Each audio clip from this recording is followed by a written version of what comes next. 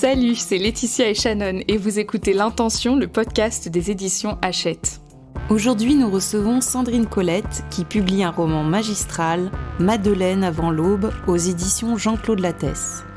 Madeleine, c'est le prénom d'une petite fille de faim, c'est-à-dire une enfant retrouvée sur la route après la mort de ses parents. Dans quel pays se déroule cette fable rurale et sauvage ? Et à quelle époque ? On ne vous promet pas de répondre à ces questions, mais Sandrine Colette, à notre micro, nous raconte comment est né dans son esprit le personnage inoubliable de Madeleine, cette petite fille qui transforme sa révolte en insoumission et son destin en récit intemporel. Le lieu et le temps de ce roman, c'est quelque chose que j'aime beaucoup rencontrer en tant que lectrice, c'est-à-dire qu'on ne sait pas où c'est et on ne sait pas quand c'est. L'idée, c'est de solliciter l'imagination des lecteurs et puis de donner au roman une dimension intemporelle. Parce que finalement, même s'il est ancré dans un décor, il me semblait que ça pouvait se passer il y a 200 ans comme dans 50 ans si quelque chose de la société s'effondre. Donc j'avais pas envie de le réduire à quelque chose. Et ne lui donner aucune indication ni d'espace ni de temps, ou quasiment, ça me permet de le rendre universel, intemporel, et que chacun se l'approprie à sa manière. Ce qui va devenir le personnage principal, c'est Madeleine. C'est une petite fille à moitié sauvage qui sort des bois un jour dans ce village reculé qui est séparé quand même du reste du monde par un fleuve qui n'a plus de pont. Donc vous imaginez le degré de tranquillité ou de solitude de cet endroit-là. Et Madeleine arrive dans un hameau de 3 maisons où on a un peu tous les personnages du roman. Et par rapport à tous ceux-là qui sont finalement des paysans, habitués à travailler la terre et surtout à courber la tête à tout ce qui arrive. C'est-à-dire on tient bon, on tient le choc, mais jamais on va se dire que c'est pas juste, ou jamais on va se dire que quelque chose ne va pas dans l'ordre du monde. Et elle arrive extrêmement courageuse forcément, vivante, passionnée, lumineuse aussi, mais avec ce manque de formatage, je dirais, cette absence de formatage qui fait que quand les règles apparaissent, elle va se bloquer. C'est-à-dire elle va pas comprendre pourquoi on devrait avoir faim, pourquoi on devrait avoir froid, pourquoi on ne devrait rien dire à la vie. Donc Madeleine, c'est à la fois la petite lumière et à la fois le petit grain de sable qui arrive dans cette vie-là. Même si c'est inhabituel pour moi, j'ai tendance à réduire mes romans à très très peu de personnages, 1, 2, 3. Et là, ils sont une dizaine. Et dans ce hameau, on a mes personnages quasiment principaux, c'est-à-dire qu'il y a Madeleine, effectivement, mais il y a les adultes, il n'y a pas que des enfants. Donc il y a la vieille Rose qui habite la première maison du hameau, et puis un peu plus haut sur la colline, il y a les 2 fermes de Ambre et Aélis qui sont des jumelles, qui n'ont pas voulu se séparer et qui ont emménagé avec leur mari, Léon et Eugène, dans des fermes séparées simplement par une cour, même si elles trouvent que c'est déjà trop loin l'une de l'autre. Mais elles vivent là. Et du côté de la maison de Léon et Ambre, il n'y a pas d'enfants, il n'y a pas eu d'enfants, il n'y a pas eu de possibilité. Et du côté d'Aélis et Eugène, il y a eu 5 fils nés, 2 qui sont morts. Donc il y a 3 fils qui vont devenir les frères d'adoption finalement de Madeleine une fois qu'elle arrive. C'est le quotidien de ces personnages qui est très, très dur, mais finalement c'est quelque chose qui nous parle parce que à quelques générations on était tous des paysans. Donc tous nos ancêtres ont vécu comme ça et l'Europe était rurale jusqu'à il y a 100 ans. Donc il y a quelque chose qui à mon avis, qui résonne en chacun de nous pour ça. Finalement, il y a un quotidien extrêmement dur qui nous parle. Si on regarde un peu plus loin que nos frontières, aujourd'hui encore, dans plein de pays, c'est aussi la vie qui existe. Donc on est proche d'une certaine façon. Et Madeleine qui arrive là-dedans, c'est exactement... vous voyez comme si on prenait un bloc de glace. Et donc un bloc de glace, toutes les molécules sont figées. Quand tout est figé, rien ne peut bouger. Le mouvement est impossible. Et puis Madeleine arrive, et c'est comme si la glace se mettait à fondre, et à partir du moment où elle fond, tout peut commencer à se mettre en mouvement, à se mettre en branle. Donc elle apporte finalement de l'air dans un monde qui n'était pas fait et pas prêt à changer. Donc, Madeleine, c'est vraiment la faille dans un univers figé qui fait que elle apporte à la fois de la joie et de l'entrain, de l'ardeur au travail, de la fureur de vivre vraiment. Dans le roman, les personnages le disent au bout d'un moment, elle est aussi dangereuse, et pour elle et pour eux. Parce que par ce mouvement-là, elle met en péril l'ordre établi. L'ordre établi ne sait jamais laisser faire. Première intention, signer un pacte de confiance avec le lecteur. Je suis revenue sur les grands hivers qu'il y a eu en France plus particulièrement.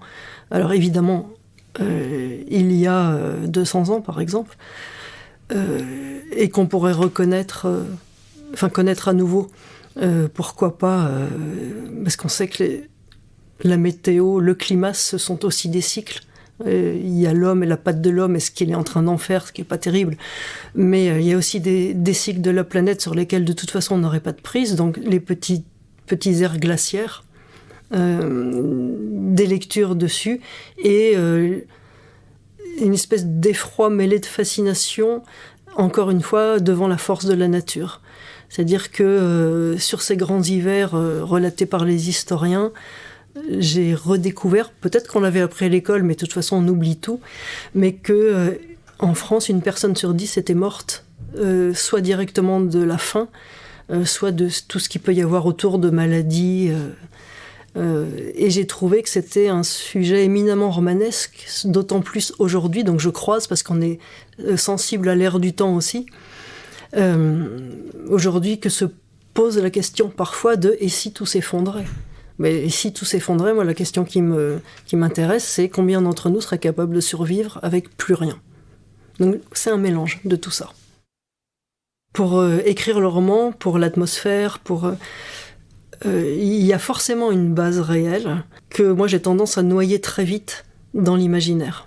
Donc la base réelle, c'est effectivement les événements climatiques, parce que ça me fascine aussi. J'ai déjà écrit sur les méga tsunamis, la fin du monde, etc. Donc c'est quelque chose de récurrent pour moi comme préoccupation. Donc là, j'arrive sur les questions de la faim et du froid. Donc là-dessus, je me documente, effectivement, pour voir... essayer de voir historiquement ce qu'on a déjà traversé. Ensuite, j'essaye de trouver aussi un minimum de choses sur la sensation de faim. Mais on réfléchit aussi à soi-même quand on a eu faim. Mais nous, on a faim de manière anecdotique parce qu'on a envie d'un pain au chocolat. C'est pas pareil. Mais d'essayer de retrouver les sensations. Mais bon, il y a des écrits, forcément, il y a des écrits, entre guillemets, scientifiques sur tout ça. Et très vite... je bascule sur l'imaginaire et à ce moment-là, je m'autorise justement des écarts avec la réalité, tout en restant crédible. C'est vraiment quelque chose que j'ai appris avec le temps. C'est que on peut imaginer plein de choses, mais malgré tout, on ne peut pas raconter n'importe quoi. Vous voyez, parce que ça a de l'impact, parce que vos lecteurs, quand ils prennent le livre, ils prennent ce que vous leur racontez pour argent comptant. Si on raconte n'importe quoi, je trouve qu'il y a un défaut de légitimité, un défaut de confiance aussi. Donc il faut que ça soit crédible, possible, envisageable humainement. Donc tout est possible, envisageable humainement. Après, rien n'est inspiré précisément... d'anecdotes, de faits divers ou de petites choses que j'aurais trouvées par-ci par-là. C'est le grand cadre. Voilà, le grand décor est ancré dans le réel et ensuite c'est vraiment le droit à l'imagination en fait. Sinon c'est plus une fiction. Deuxième intention, interroger la résilience de chacun face à la violence. Un des thèmes qui me hante le plus de manière transversale et qu'on va retrouver en partie, en tout cas, c'est la résilience.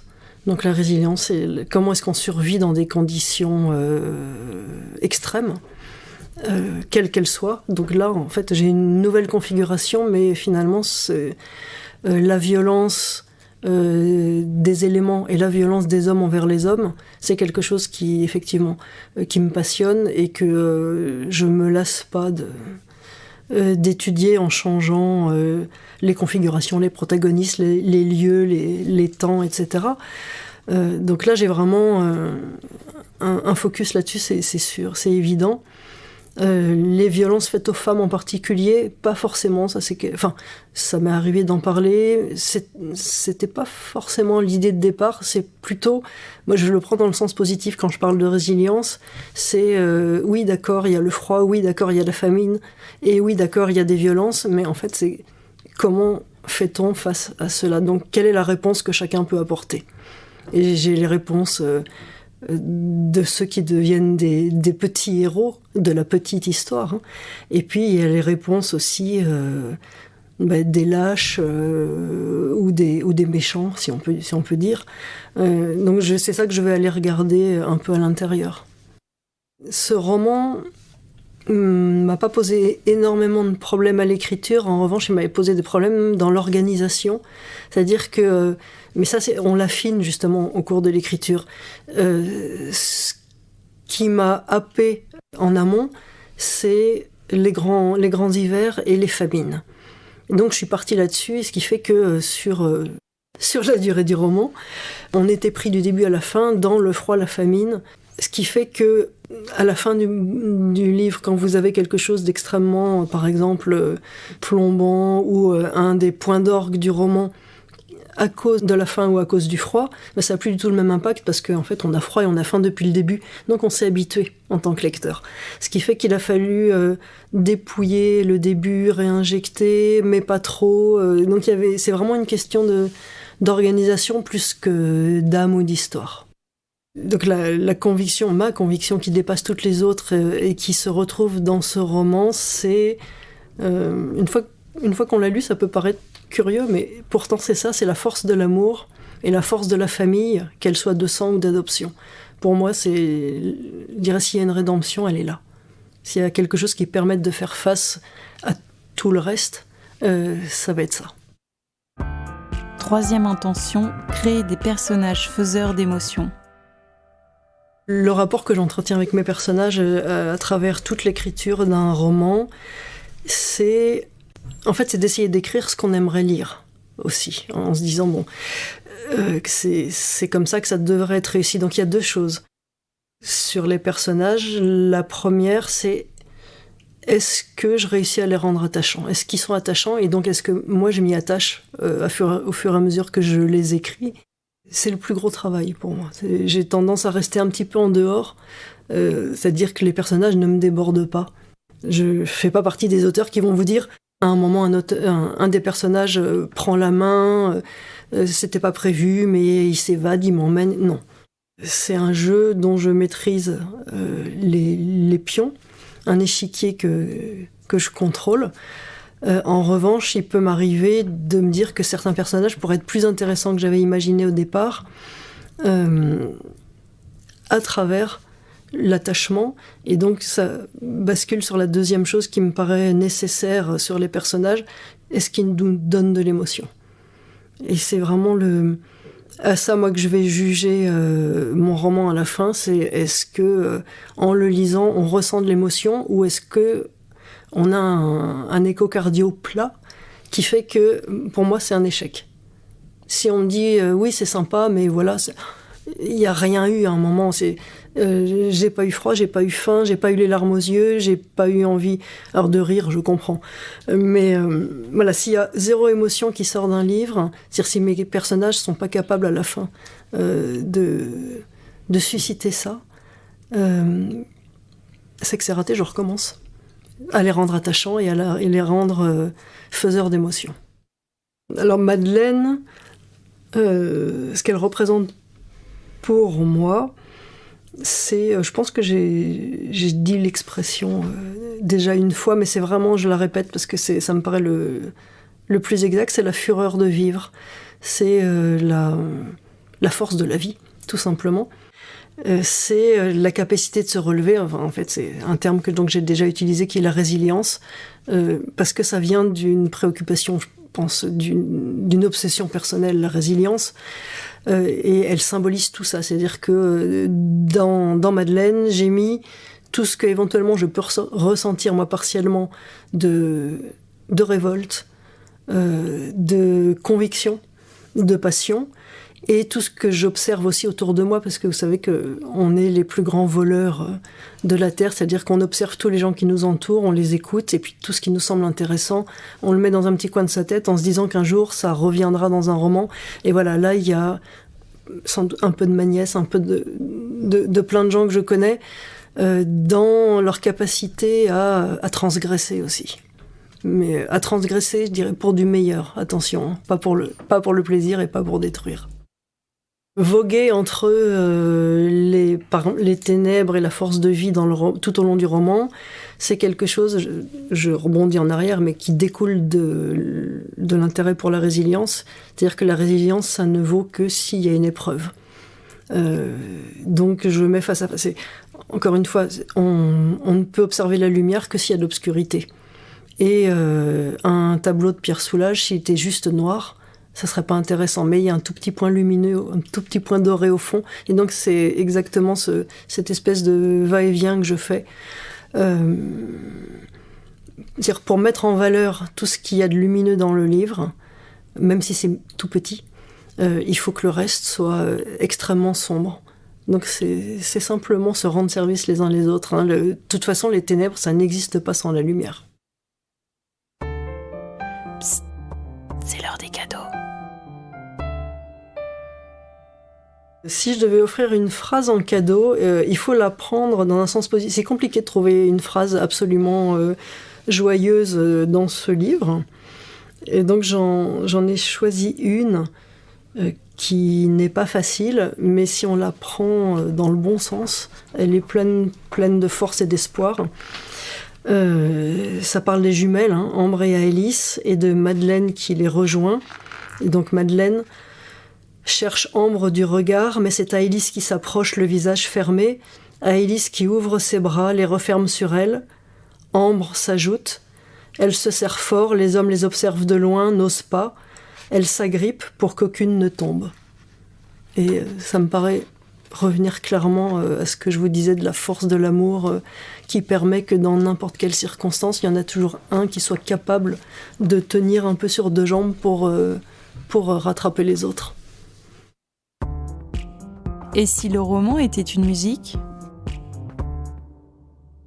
Une musique qui à mon avis représente bien le livre. Il y en a deux en fait, parce que le roman vogue entre une sorte d'univers figé, rural, dur, mélancolique aussi.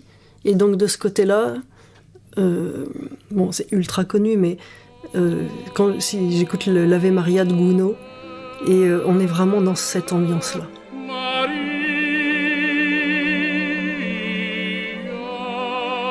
Et j'y opposerai les moments où Madeleine est là et où Madeleine, justement, commence à distiller quelque chose de l'insoumission, à distiller quelque chose de la révolte. Et là, je pensais que c'est une musique que j'écoute parfois en boucle pour écrire un passage sous tension. Quelque chose d'assez particulier, ça s'appelle Arpeggio from Hell de Yngwie Malmsteen, qui est un étonnant, curieux, étrange et redoutable guitariste. C'était L'Intention, le podcast des éditions Hachette où les écrivains de fiction, de non-fiction, de BD et de jeunesse révèlent l'intention cruciale au cœur de leur dernier livre. Si cet épisode vous a plu, faites-le savoir en nous envoyant des cœurs, des commentaires sympas et des étoiles. Et on vous retrouve bientôt pour un prochain épisode.